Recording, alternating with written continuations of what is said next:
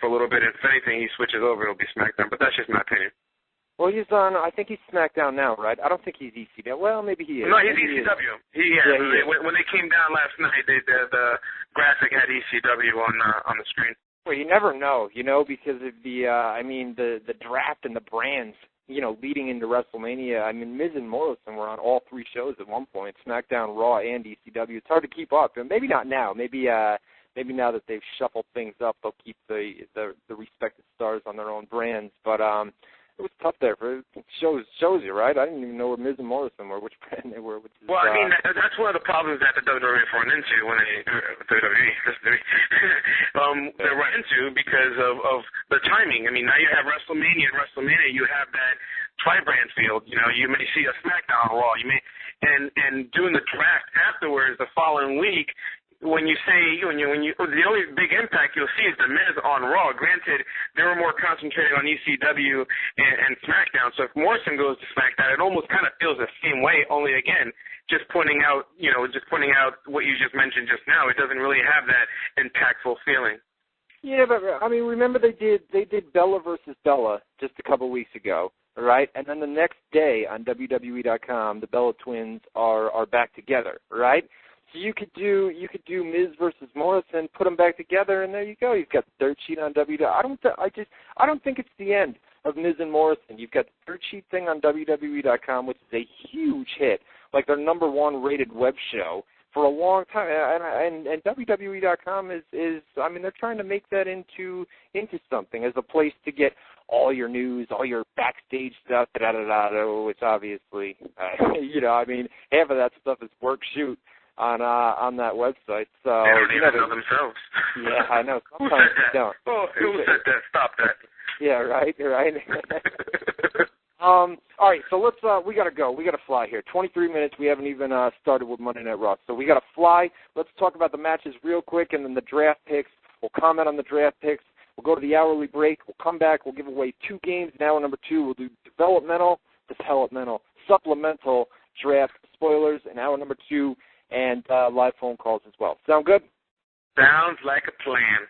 Sounds like a plan. The plan on Raw had Batista came out. Basically, the gist of this was Batista came back for one reason, wanted revenge on Randy Orton. They showed the video, the punt to the head, Shane McMahon came out. He says, no, man, I want Batista tonight, Triple H comes out, says, no, I want Randy Orton tonight. So all three of them want Randy Orton tonight. This brings out Vicky Guerrero to excuse me. Massive heel heat. Absolutely massive heel. I mean, she's horrible. She's absolutely horrible. Yet, but that's the funny thing about it. She's so horrible. She's good. She's good. Exactly. She's so like bad. If it was like Mike Adamle, we would just be all cursing a storm, But when it comes to her, it's like that's awesome that the way she acts and the character that she acts. Dude, she has a larger audience now too. Now being on Raw compared to SmackDown. Let me ask you this: if she had a piece of paper, okay, on that she read off of, do you think that she could read the lines off a piece of paper better than that she could memorize them? Because you could tell if she goes out there and memorizes word for word every single line. But it works because people absolutely hate her, and that makes a great heel. I mean, nobody. Your top heel, your Edge or your Randy Orton, nobody gets the amount of heel heat that Vicky Guerrero does. Last night was unbelievable, and it's like that every single time. You have a Randy Orton come out to Vicky Guerrero. Maybe it's no music. They always bring her out with no music, put her on stage, so you just hear that crowd just rail into her, when she comes out. But I don't know. So we open it up, and Vicky Guerrero, she makes, boy, what's with these confusing matches they make these matches and you're like, wow. And then they switched it up again. I was a little bit confused. I mean, I for the most part try to watch like every single minute of Raw, but I must have missed something somewhere because I know they came backstage and of course Orton tells Chavo shut up, which is kind of funny. Then requests Vicky Guerrero, I guess, to change the format of the match. And it was a little bit confusing, though. It's almost like, all right, it wouldn't surprise me if creative changed their mind exactly at that time and said, you know what, forget it. Let's go ahead and change it to something else that makes a little bit more sense. She put the three of those guys, Triple H, Shane McMahon, and Batista, in a handicap match against Cody Rhodes and Ted DiBiase tonight. Whoever got the pin would face Randy Orton next week is the gist of that promo. We came back. We had Rey Mysterio versus Evan Bourne. Good stuff, man. Good stuff. This was for a draft pick. Rey Mysterio, Evan Bourne, same ring, same time. I mean, come on, guys. Rey Mysterio and Evan Bourne, kind of the same style. Lucha Libre a little bit, and the high-flying stuff. And that's what I like. That's why I'm a big fan of TNA, because I like a faster-paced style. That Lucha Libre style. I don't see that in WWE. WWE is, they tell their talent too to I would love to see that. I would love to see that, like on ECW. Just give me, start off the first top hour with a Lucha Libre match. Put some Mexicans out there, let them go ahead and do what they do best, and let them. But that will never happen. But it would be nice to see that. It's kind of the reason why I like Nitro at sometimes. It's just that fast-paced wrestling type of style.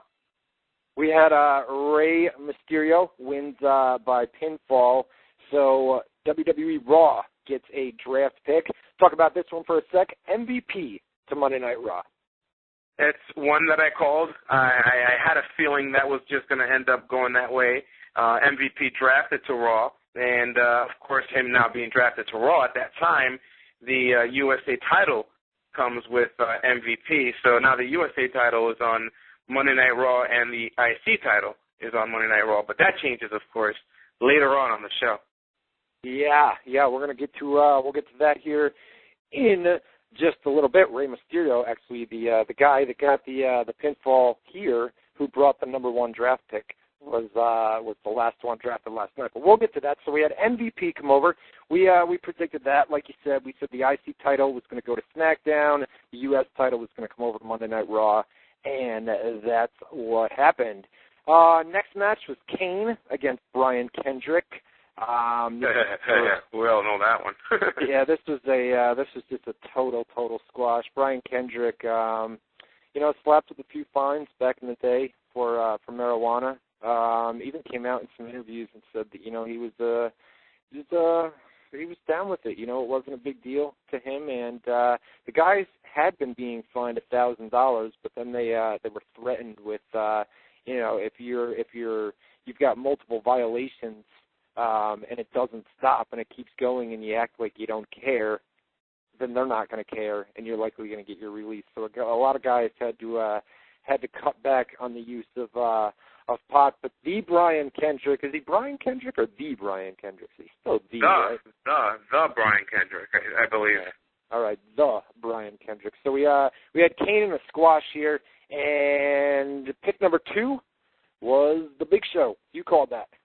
Yes, sir. That's another one that I figured, one of the big names that were going to end up. It makes only sense.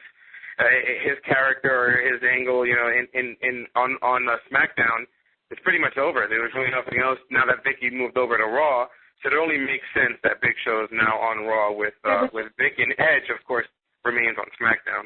You had Big Show in the Battle Royal acting like a face last night, which didn't make much sense to me if they were going to do an angle with him and Vicky Guerrero, because they had Big Show and Mark Henry. Big Show was in there with Mark Henry and Edge in there, and he was the face of that, and he came out with a big smile on his face, almost like he was a face, almost like he wasn't a heel, and the stuff with Vicky Guerrero was done and over. I don't know. We'll talk about that when we get to that match here in just a little bit. We had a backstage segment. Randy Orton stormed into Vicky Guerrero's office. You talked about this just a second ago where he told Chavo, shut up, da-da-da-da-da. This was good. This was good by Randy standards. You know what I mean? I thought good backstage promo from him, as well as Cena last night, like we talked about earlier. She made the winner of the match faces Orton in a 3-on-1 handicap match next week on Raw. That's what she announced here, but then it kept changing throughout the night, and then it finally wound up that we have a WrestleMania rematch next week. Swagger Cena, we talked about this. Great stuff by both, especially Cena here. I thought he shined in that backstage promo as well on SmackDown last week as well. Here is our next match for another draft pick. Draft pick. Melina, Mickie James, and Kelly against Maurice, Michelle McCool, and Natalya. Your typical Divas match here. Draft pick here. Melina to SmackDown. You got that one. When I talked to yesterday, I mentioned that I talked to a former